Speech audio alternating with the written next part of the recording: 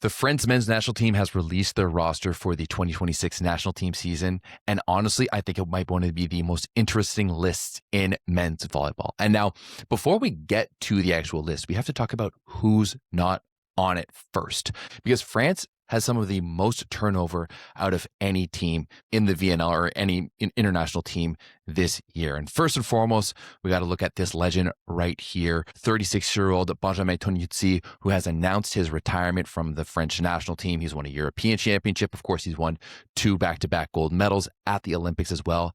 And he is one of the OGs of this golden generation of French volleyball. He's been on this national team for over 15 years and has really been a rock and an anchor for this team. Now, from what I understand, he's not retiring from volleyball altogether. He'll still be playing pro next season, but he is just retiring from the national team. But past that, there's also a number of other guys, right? 9 players from that 2004 Olympic roster will not be playing this summer, and 8 from last year's World Championships, including Irvin Ingapeth, Jania Grebenikov, Kevin Tilley, Yacine Louetzi, Barthélemy Chenenyeze, Nicolas Le Goff, Jean Petry as well won't be coming back, as he, apparently talked to Gianni about all of this. And it sounds like Grebenikov said they were planning to take 2025 off. They were planning to take the year after the Olympics off, but they were just having so much fun playing volleyball together that they wanted to have one more go at the World Championships. And now, given what happened at that World Championships, that they didn't even make it out of pool, maybe they should have stopped there. However, I do think this is a good idea for a lot of these guys. Guys like Engapeth and Grebenikov have said that they're just wanting to rest their bodies, spend some time with their families so they can gear up for runs for the Olympics in 2028, possibly the World Championships in 2027. Guys like Tilly and Chenenyeze and Le Goff have said, if they really need me and if they want me to come back, I will come back and compete as well. So I don't think it's going to be the last we're seeing of all of these players, except for Toniutti, of course. But I do think it is a good idea, right? Some of these guys have been, like guys like Tilly and Engapeth and Grebenikov and Le Goff. They've been going at it almost as long as Toniutti, and they've been playing in big leagues and for the national team for like 15 years now. So it honestly makes a little bit of sense. As we're looking forward to the roster announced by the French Federation and by Andrea Gianni, it's a very interesting roster because it's pretty skinny. Only 20 guys are on this roster, and I'm going to go through it real quick right now. You got Antoine Brizard, Amir Tizi Oualou, and Thomas Gill are your 3 setters. Over on the left side, you've got Trevor Clevenot, Matisse and Hilaire Eno, the 2 Heno brothers, Antoine Potron, Timothée Carl, and Thomas Puyol. Down on the right side, you're going to have Théophore, Stéphane Boyer, he makes his return, and Nathan Farrell as well. In the libero, you have Benjamin Diaz and Luca Ramon. And then down the middle, you're going to have François Huet, Joris Sedik, Daniel Iegbekedo, Haukea Marais, Moussé Gueye, and Simon Magnin. And that will be the French team from what it looks like for not only the VNL, but also for the World Championships as well, which is interesting because generally, like when I've done the Japanese video and all the other videos that we're going to see, teams generally list 30 some to 40 players. You can announce a 40-person roster for that initial VNL list, and week per week you can pick from them. So it's very interesting that France only picked 20. Now, before we get into looking at this list, there's a few players that I want to note who are kind of missing and omitted. First and foremost, we have Antonin Chaboissin, who is the setter for Poitiers. Now, he was a guy who was on the roster last year. We love to see him play, and he has had a really good season with Poitiers this year. He's on the cusp of making the finals. We'll see how their match on Friday goes. But, at 23 years old, he was on the roster last year. He got some minutes, but according to a podcast called La Bidouille by Volley Actu, it sounds like some of his fitness might be a bit of an issue for the French national team, which kind of makes a little bit of sense if you've ever seen him play, but he is a very, very, very good talent. And once again, he's a guy who has played on this team before, so a little disappointing not to see him on this roster. Another guy who we've seen play at the VNL last year, and it will not be on the roster this year, is he's only 18 years old, but Noah Dufour-Rassi, NDR, as I like to call him, he's done a pretty good job coming off the bench for Lube this year. And this is a guy who is the MVP of the U18 Euros in 2024. He was also one of the best outside hitters for the U19 World Championships in 2025, and he will not be on the roster. Next guy is Alexandre Strelau, who started the year playing for Tours and then made his way over to Cuneo. And I mean, I thought he had a pretty good season for Cuneo. He traveled for VNL last year. For Cuneo this year, he only played 8 matches, starting 7 of them, and he averaged 2.7 points playing opposite of Ivan Zaitsev for the Italian club. And it looks like he's already signed for Cuneo next season as well. So he is also not on this roster. And then another guy who was also in the Italian league this year, Henri Léon, who was backup for Piacenza. And Léon was on the extended roster for the 2025 VNL, but he never traveled. Now, one of the things that I notice with this roster when I look at it, it is very, very, very young. They have an average age of just 24.7 years old. And obviously we don't have all of the rosters, and it's hard to tell with how big some of the rosters are actually going to be, but this has to be one of the youngest rosters in volleyball. The oldest guys are only 31 years old, and Ieg Bekero is only 19. Right? Almost half the team, 9 of the 20 guys are under 23 years old. And that's huge. But I mean, I think France is one of the few teams that can afford to do this. First and foremost, they still have some elite players on this roster. You know, Antoine Brizard is one of the best setters in the world. Trevor Clefneau is one of the best outsides in the world. So you've got those 2 guys who are really anchoring this team. But on top of that, France is one of the best development countries in the world. And that to me is obvious, especially since they've won back-to-back U19 World Championships, and they don't really do as well at the U21 World Championships because a lot of their bigger guys have been playing FNL and don't actually play that tournament. And I mean, look at how many of those really talented younger guys they're leaving off of this roster, whereas other countries would love to have young talent like that to be able to mold, but there's just such a wealth to pick from that France doesn't really need to do it. In my opinion, this is development done right. You've got a really nice mix of old veterans who know how to play, who know how to get it done, and they can really mold this really young, exciting generation for France. Once again, 9 guys under 23 years old, and that's huge for this French team as they're gearing up to potentially try to go 3 for 3 and defend their back-to-back Olympic gold medals in 2028. It's also going to be interesting because it's going to be the last chance, probably in my opinion, for 2 guys who we've seen on this team for a number of years, and that is Timothée Carl and Stéphane Boyer. Now, these are 2 guys who have been playing in Japan and who have had kind of opposite seasons. On one hand, you have Stéphane Boyer, who has been outstanding for JTEC. He's led the league in scoring this year with 869 points, and he's just been really, really good. He's had 746 kills, 87 blocks, and 36 aces. And he's also been 5th in the league in blocks per set, averaging 0.52 blocks per set in Japan. So it's going to be really exciting to see Stéphane Boyer join this roster because he wasn't around at all in 2025 or 2024. And the last time we saw him was the 2023 VNL. On the other side, you have Timothée Carl, and Carl plays for Nagoya this year, and he's kind of struggled getting starting playing time. He's split his playing time with Aymen Bougara, who is a French-Tunisian, mostly Tunisian guy. I mean, when he's been on, he's been pretty good. He's appeared in 36 matches and 99 sets for Nagoya, and he's averaged 2.82 points per set with a 38% efficiency. So not scoring that much, but he's doing it somewhat efficiently. Now, in my opinion, both of these guys are really on their final chance to make the roster for the World Championships next year and then the Olympics for 2028. Both of them are in their 30s, and then when you combine all of the vets who are taking this year off and then the young talent that's coming up,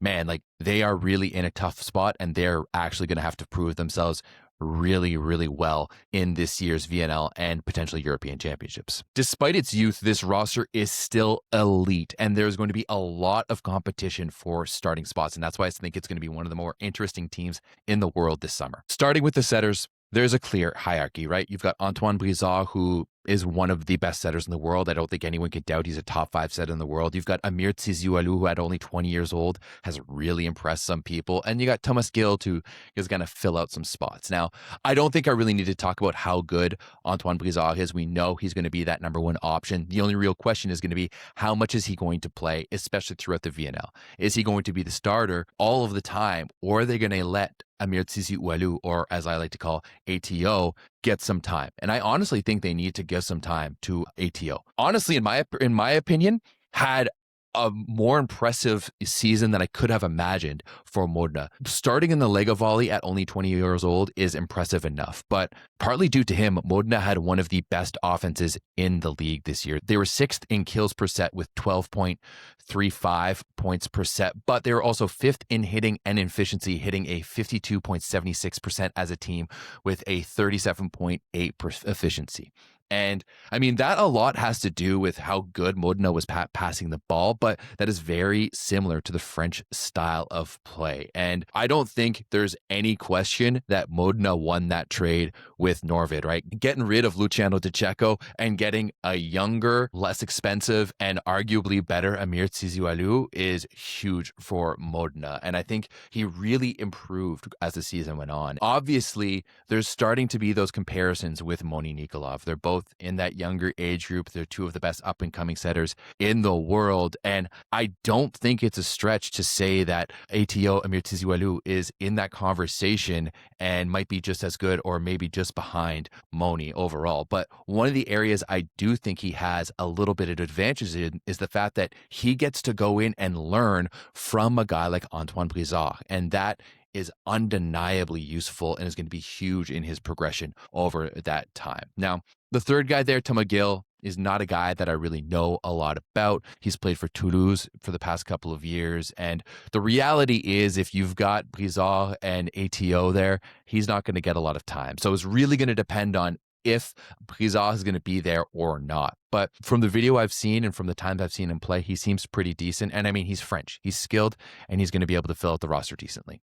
At the end of the day, I honestly don't think he's going to play that much. I'm expecting Brizard to play a little bit more maybe than expected, mostly because I think they would have grabbed a fourth setter if Brizard wasn't really expected to be around and was maybe only coming in towards the end of the VNL and the World Championships. I think he's actually going to play quite a bit during the VNL. Next up, we have the outside group, and this outside group is very, very interesting. Obviously, you have Trevor Cliveno. He is going to be your number one. He is going to be your anchor. This is a guy who was one of the few guys who actually played, the entire intercontinental round last year in the VNL. He's one of the best outsides in the world. He's having a fantastic year playing for Zerot Bank, and there's no doubt that come the end of the summer, when they're at the European Championships, Trevor Cliveno is going to be your guy. But man, that fight for the P2 position is going to be interesting. We've already talked about Carl. We already know what he can do. And I honestly think his opportunities are going to be few and far between this summer, especially competing against these other guys, because the other four, we'll talk about Puyol at the end, but the other three specifically,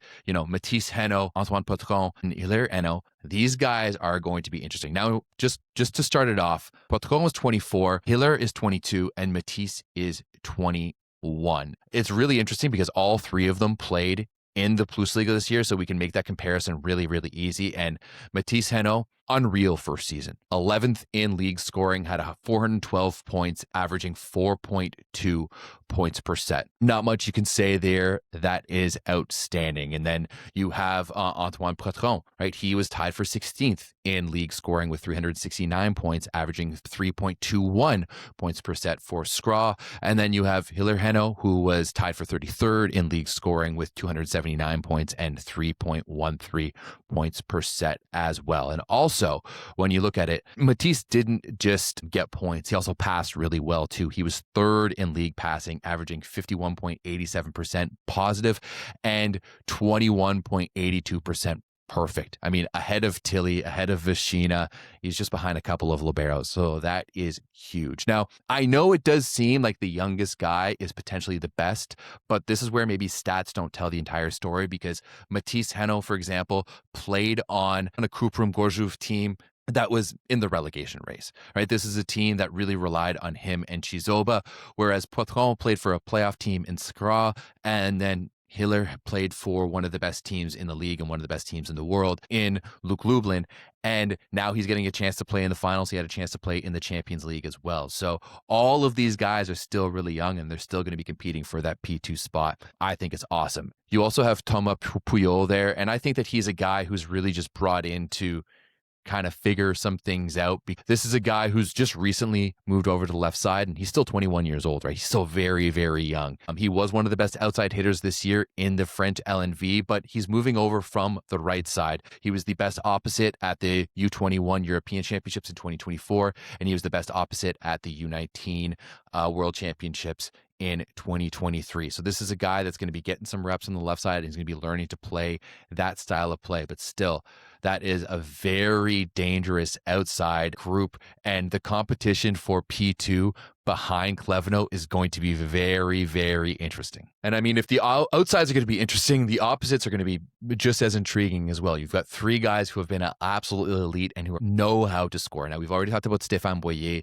led the V-League this year in scoring. We know that he can be elite when he's on his game and he's got his mental right. But I don't think he's going to be the starter. You have to give the starter to Théo Faux, who had a massive year for Trentino, proving that he can be one of the go-to guys for an elite team. Now, not only did he lead the VNL in scoring last year, he had the highest points per set in the entire VNL, averaging 4.63 points per set, but was second in points overall with the 241.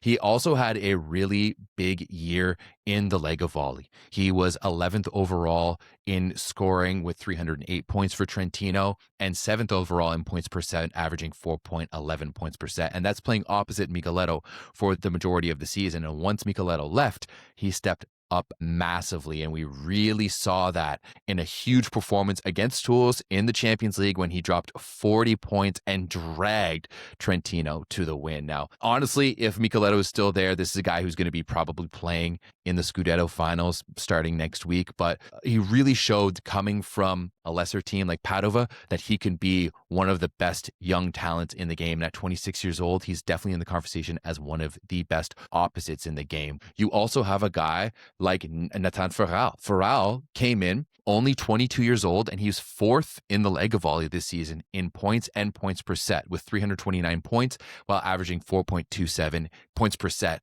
for Cuneo. And that's awesome. I mean, he was the big reason why Cuneo didn't get relegated this year. And the fact that he's going to have that opportunity to go out and get some chances in VNL, I think with the way he played this year in the leg of volley, you have to give him a match or two out there, especially when you're playing one of those lesser teams. Maybe give Faux a little bit of rest at the same time. Next up is the liberos. I honestly don't have much to say about the liberos. Neither of them are Janir Grubenikov. Benjamin Diaz and Luca Ramon have both been on this team for a little while. Diaz was the backup libero last year for the World Championships, and I mean, he's been the libero now for Padova for a couple of years. Ramon has been the libero for Toulouse now for 3 years, and it's really unfortunate because you don't have comprehensive stats for the liberos, but honestly, they're both French, they're both talented. I'm sure they're going to do the job just fine. Finally, you have the middle group. And honestly, I think the middle group might be the most interesting because there's been a lot of turnover in that position. You lost guys like Cheniniezi, Le Goff, Quentin Jouffroy as well won't be playing this year. So there's a lot of room for new guys to be able to step up. I think guys like François Huetz and Moussé Gaillet, they're going to have to be the anchors. They're a little bit older, but some of the young guys are going to be coming up quickly. Now, Huetz and Gaillet had decent seasons. I don't think either of them is 100% locked to be the go-to guy in the middle. Now, Gaillet averaged 2.23 points per set this year for Barcom Lviv, and he was 8th this year in blocks per set in the Plus Liga, averaging 0.61 blocks per set. He had 110 kills, hitting a 59% with a 42% efficiency. And those are decent numbers, but nothing special. On the other side, for François Huetz, I think he had a pretty good season in the LNV. It looked like he may have led the league in blocks, but I can't tell because the LNV website is an absolute dumpster fire. I might make a video about in its entirety about how hard it is to do anything to get any stats from the LNV because it is an absolute dumpster fire. You can't search anything, right? I can't even see how many blocks he had. He's at the top of this list when I press top defense, which is top defense, but is that top digs or top blocks? Clearly it's top blocks because, we don't stat digs because this is volleyball, but this is just the epitome of shitty volleyball stats from the French league. Please do better. And we also see Simon Magnin, who is one of the other guys on this roster as well. Magnin, apparently he was 4th in blocks this year. You had scored 291 points this year. Magnin scored 225, but that's all we know. That's all we from these guys. But, after Huetz and Guillet, you have a group of young middles. Magnin, who I just mentioned, is 22. Sadiq is 20.